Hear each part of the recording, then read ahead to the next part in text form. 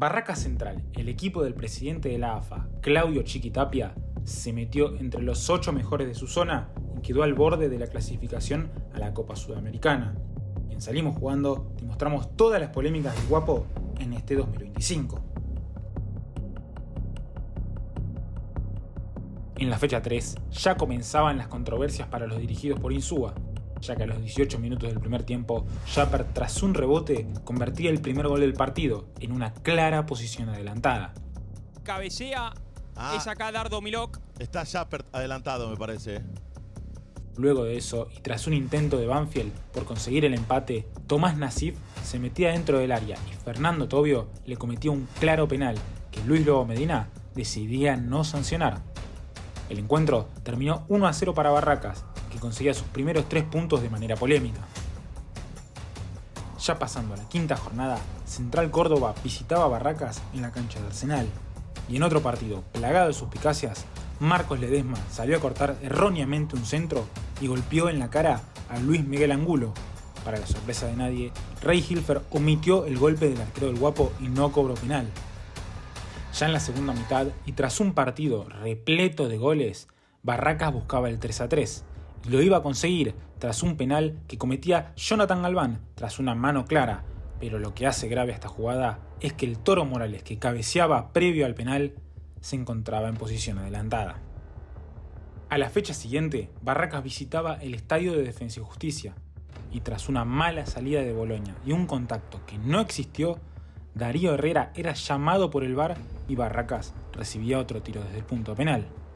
Rodrigo Insúa lo cambiaba por gol y le daba un punto al Guapo en su visita a Varela. Otro de la lista de perjudicados por Barracas fue Newell's. En la jornada 7 visitaba el Viaducto e iba a ser víctima del pésimo arbitraje de Pablo Echeverría. Candia abría el marcador y le daba la victoria a Barracas desde el inicio. Luego, en el segundo tiempo y tras un remate de Salcedo, Jonathan Rack ponía la mano para tapar el tiro. Esta jugada no fue sancionada y Barracas lo terminó liquidando y ganando el partido por 2-0. 2 fechas después, Sarmiento recibía al Guapo en su estadio y rápidamente se ponía en ventaja con un gol de Mañín. Pero tras un supuesto lenguaje desmedido por parte de Leandro Azur, el verde se quedaba con uno menos. Tras un partido poco jugado, Andrés Merlos adicionaba 11 minutos, algo poco normal en el fútbol argentino.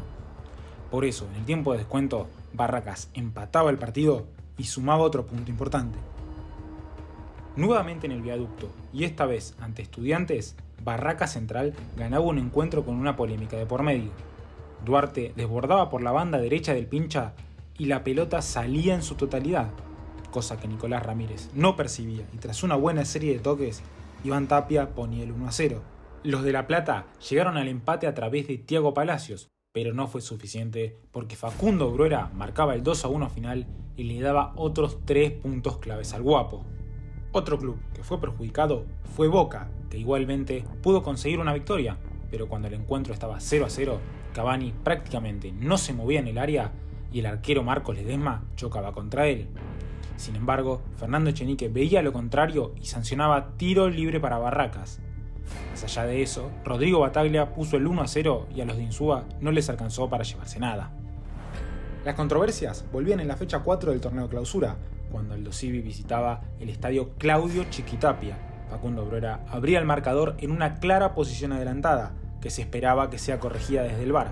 Sin embargo, las líneas fueron pésimamente trazadas y Barracas, tras el aval de Darío Herrera, abría el marcador. Luego Aldo Civi lo empató, pero no fue suficiente, ya que un gol del Toro Morales y otro de Bruera le daban al Guapo otro triunfo. Anteriormente mencionamos cómo Newell's era uno de los equipos que no se pudo escapar de los arbitrajes en la primera parte del año. En la segunda tampoco pudo, ya que en el Coloso Marcelo Bielsa y con el partido 1-1 tras los goles de Cocolizo González y Facundo Bruera, Sosa tocaba la pelota con la mano involuntariamente, pero Narma Strangelo marcaba un penal mínimamente llamativo. Iván Tapia lo cambiaba por gol y Barracas se llevaba otros 3 puntos claves, esta vez de Rosario. Ante Belgrano ocurría un nuevo episodio controversial. Los cordobeses perdían, ya que Candia abría el marcador, pero luego Ubita Fernández remataba fuertemente tras una serie de rebotes y le daba el empate parcial a los Piratas. Sin embargo, Andrés Gariano decidía cobrar una falta inexistente de Franco Jara en la previa al gol. Igualmente los de Alberdi pudieron llevarse un punto en su visita al estadio Chiquitapia, ya que al inicio del segundo tiempo Franco Jara igualaba el marcador. Estudiantes, que ya había sido perjudicado de visitante ante Barracas, también lo fue como local. Guido Carrillo ponía el 1-0 para el Pincha, que se iba ganando al entretiempo, pero en la segunda etapa todo fue diferente, ya que Facundo Bruera dejaba la plancha y le cometía una infracción a Facundo Rodríguez en la previa al gol marcado por Jonathan Candia. Nazareno Araza no veía dicha infracción, el partido se ponía 1-1. Luego del gol, marcado por Candia, Estudiantes fue en busca de la victoria y la consiguió. Con gol de Thiago Palacios se ponía en ventaja nuevamente, pero tras un trazado polémico del VAR, no subía el marcador y todo continuó 1-1. Las últimas 5 fechas del campeonato fueron el empujón que necesitaba Barracas para clasificar a los playoffs. Tal es así que en el encuentro ante Boca, Rafael Barrios le pegaba sin pelota a Miguel Merentiel, pero Nicolás Lamolina decidía que no era suficiente para hacer expulsión. Sin embargo, a Barracas no le alcanzó, ya que con 2 goles de Milton Jiménez y uno de Miguel Merentiel se quedaba con las manos vacías. En el empate ante Tigre ocurrió otra jugada más. Nacho Russo entraba al área y Shepard lo tomaba de la camiseta. Para el árbitro del encuentro, Jorge Baliño, no era nada. El partido finalizó 2-2 y los de Insúa sumaban otro punto de manera inmerecida. Argentinos visitaba el estadio de Barracas con la cabeza puesta en el partido ante Independiente Rivadavia por Copa Argentina.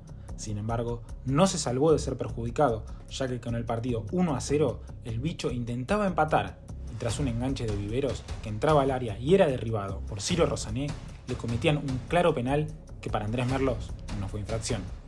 Luego Bruera marcaba su doblete y liquidaba el partido. Barracas se trajo un punto de la cancha de Unión tras el empate 0-0. Sin embargo, se salvó de una expulsión en ese encuentro. Rafael Barrios fue con todo ante Facendini y en una jugada de clara expulsión se llevó solo una amarilla. Pero el gran escándalo de este torneo ocurrió en la última fecha de la fase regular. Huracán necesitaba una victoria para clasificar octavos y a Barracas un empate le era suficiente. El partido comenzó movido, ya que a los 28 minutos Ojeda abría el encuentro con un derechazo y momentáneamente le daba la clasificación a Huracán. Ya sobre el final del primer tiempo, Bruera intentaba bajar una pelota de pecho y casualmente esta misma se desviaba en la mano de Nehuen Paz, haciendo que Andrés Gariano vaya al VAR y sancione penal para el Guapo. Luego una revisión en cabina, veo que el jugador número 30 rojo tiene ampliado el volumen de decisión penal. ¿Estamos? Igualmente, hubo justicia y Mesa le atajó el penal a Iván, el hijo del Chiqui. Cuando parecía que el globo se llevaba a la clasificación a Parque Patricios, la pelota se desviaba involuntariamente en la mano de Waller y tras una nueva revisión del VAR se sancionaba la pena máxima para los locales. Una revisión en campo, veo que el jugador número rojo 31 hace un movimiento adicional con la mano, decisión final, penal. El penal fue ejecutado por Rodrigo Insúa, que empataba el encuentro y de paso le pegaba un topetazo a Guidara. Toda esta suma de polémicas desembocó en un gran escándalo en el que los jugadores y el cuerpo técnico de Huracán le fueron a reclamar a Gariano después del final.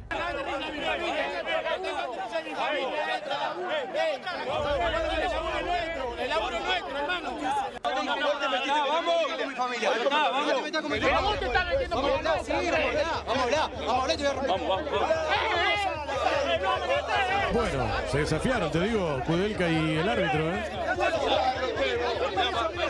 Barracas se enfrentará a Deportivo Riestra en los octavos de final del torneo Clausura.